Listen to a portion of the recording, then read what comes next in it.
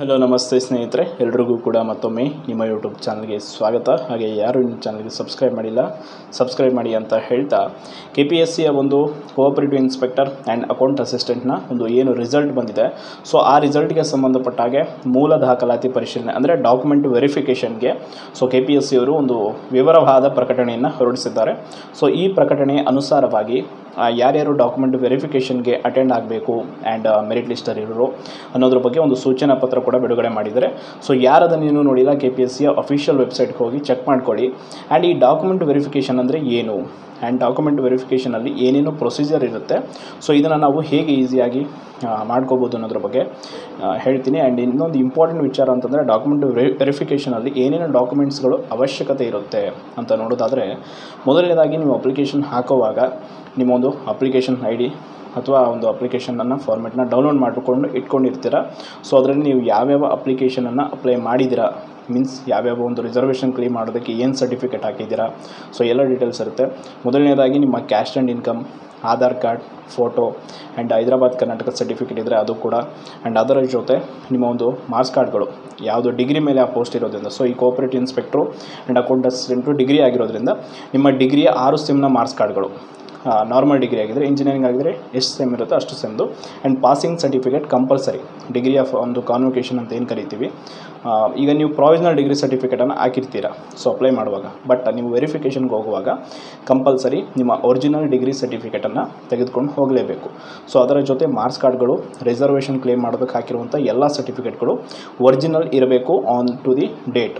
So ಯಾವುದೋ date expire ಆಗಿರುವಂಥದ್ದು certificate ಇರಬಾರ್ದು. ಈಗ ಉದಾಹರಣೆಗೆ caste and income, so on ಡೇಟಲ್ಲಿ ಇರಬೇಕು. ಒಂದೇ ಒಂದು ಮಿಸ್ಟೇಕ್ ಆದರೂ ಕೂಡ ನಿಮ್ಮ ಒಂದು ಹುದ್ದೆಯನ್ನು ಕಳ್ಕೊಳ್ಳುವಂಥದ್ದು ಶತಸಿದ್ಧ. ಆ್ಯಂಡ್ ಇನ್ನೊಂದು ಇಂಪಾರ್ಟೆಂಟು, ನಿಮ್ಮ ನೇಮ್ನ ಮಿಸ್ಟೇಕ್ ಇರುತ್ತೆ. ಸೊ ಇಲ್ಲಿ ನಿಮ್ಮ ನೇಮ್ ಮುಂದೆ ಒಂದು ಇನಿಷಿಯಲ್ಗಳ ಮಿಸ್ಟೇಕ್ ಆಗಿರೋದು ಅಥವಾ RS ಈ ರೀತಿ ಏನೋ ಒಂದು ಇನಿಷಿಯಲ್ ಇರುತ್ತೆ. ಸೊ ಅದು ಅಲ್ಲಿ ಡಾಕ್ಯುಮೆಂಟ್ SLC ಮಾರ್ಕ್ಸ್ ಕಾರ್ಡಲ್ಲಿ ಏನಿರುತ್ತೆ ನೋಡಿ ನೇಮು, ಆ ನೇಮಿನ ಪ್ರಕಾರವಾಗಿ ನಿಮ್ಮ ಉಳಿದ ಎಲ್ಲ ದಾಖಲೆಗಳಲ್ಲೂ ಕೂಡ ಹೆಸರು ಇರಬೇಕು. ಸೊ ಅದನ್ನು ಬಿಟ್ಟು ನೀವು ಬೇರೆ ಏನಾದರೂ ಹೆಸರಿದ್ದರೆ ಖಂಡಿತವಾಗಿ ಡಾಕ್ಯುಮೆಂಟ್ ವೆರಿಫಿಕೇಷನಲ್ಲಿ ರಿಜೆಕ್ಟ್ ಆಗ್ತೀರಾ. ಆ್ಯಂಡ್ ಅದರ ಜೊತೆ ಮಾರ್ಕ್ಸ್ ಕಾರ್ಡ್ಗಳಲ್ಲೂ ಕೂಡ ಸೇಮ್ ಒಂದು ನೇಮ್ ಇರಬೇಕು. ಹಾಗೆ ಆ ಥರ ಇಲ್ಲ ಅಂದರೆ ಏನು ಮಾಡಬೇಕು ಅಂದರೆ, ಇಮಿಡಿಯೇಟಾಗಿ ಕೋರ್ಟ್ ಅಫಿಡವಿಟ್ ಮೂಲಕ ಏನು ನೇಮಲ್ಲಿ ಬದಲಾವಣೆ ಆಗಿದೆ ಅನ್ನೋದನ್ನು ನೀವೊಂದು ಡಾಕ್ಯುಮೆಂಟ್ ರೆಡಿ ಮಾಡ್ಕೊಂಡು ಹೋಗಬೇಕು. ಅದಕ್ಕೂ ಕೂಡ ಅವಕಾಶ ಕೊಡ್ತಾರೆ. ಸೊ ಅದರ ಜೊತೆ ನಿಮ್ಮ ಇನ್ನು ಉಳಿದಂಥ ದಾಖಲಾತಿಗಳನ್ನು ಎಲ್ಲವನ್ನು ಕೂಡ ತೆಗೆದುಕೊಂಡು ಹೋಗಬೇಕು. ಒಂದು 30 ಮಿನಿಟ್ಸಲ್ಲಿ ನಿಮ್ಮ ಒಂದು ವೆರಿಫಿಕೇಷನನ್ನು ಅವ್ರು ಕಂಪ್ಲೀಟ್ ಮಾಡ್ತಾರೆ.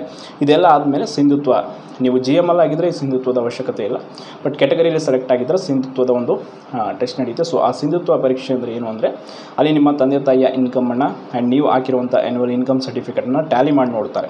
ಸೊ ನೀವು ಆ ಕ್ಯಾಟಗರಿಲಿ ಆ್ಯಂಡ್ ಅದು ರಿಸರ್ವೇಷನ್ ಕ್ಲೇಮ್ ಮಾಡೋದಕ್ಕೆ ಅರ್ಹರ ಇಲ್ವಾ ಅನ್ನೋದನ್ನು. ಸೊ ಇದೆಲ್ಲ ಆದಮೇಲೆ ನಿಮ್ಮ ಒಂದು ವೆರಿಫಿಕೇಷನ್ ಕಂಪ್ಲೀಟ್ ಆಗುತ್ತೆ. ಸೊ ದಯವಿಟ್ಟು ನೆಗ್ಲೆಕ್ಟ್ ಮಾಡಬೇಡಿ. Cooperative inspector and account assistant result ಬಂದಿದೆ. ಸೊ ಯಾವ್ಯಾವ ದಾಖಲೆಗಳಿಲ್ಲ ಆನ್ ಡೇಟಲ್ಲಿ ರೆಡಿ ಮಾಡಿ ಇಟ್ಕೊಳ್ಳಿ. ಅಲ್ಲಿ ಹೋದ್ಮೇಲೆ ಒಂದು ಚಿಕ್ಕ ಪುಟ್ಟ ವಿಚಾರಗಳಿಗೆ ರಿಜೆಕ್ಟ್ ಆದರೆ ತುಂಬ ನೊಂದ್ಕೊಳ್ಳುವಂಥ ವಿಷಯ ಇದೆ. ಸೊ ಹಾಗೆ KPSCಯ ಕಂಪಲ್ಸರಿ ಕನ್ನಡ ರಿಸಲ್ಟ್ನ ಸರ್ಟಿಫಿಕೇಟ್ ಡೌನ್ಲೋಡ್ ಮಾಡೋಕ್ಕೆ ಆಗ್ತಿಲ್ಲ ಅಂತ ತುಂಬ ಜನ ಕೇಳಿದ್ರಿ.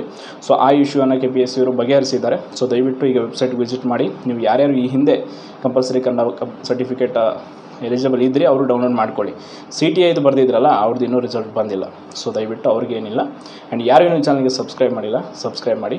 ಹಾಗೆ ನಿಮ್ಮ ಪ್ರೀತಿ ಪ್ರೋತ್ಸಾಹ ಹೀಗೆ ಇರಲಿ ಅಂತ ಕೇಳ್ಕೊಳ್ತಾ ಎಲ್ಲರಿಗೂ ಮತ್ತೊಮ್ಮೆ ಧನ್ಯವಾದಗಳು.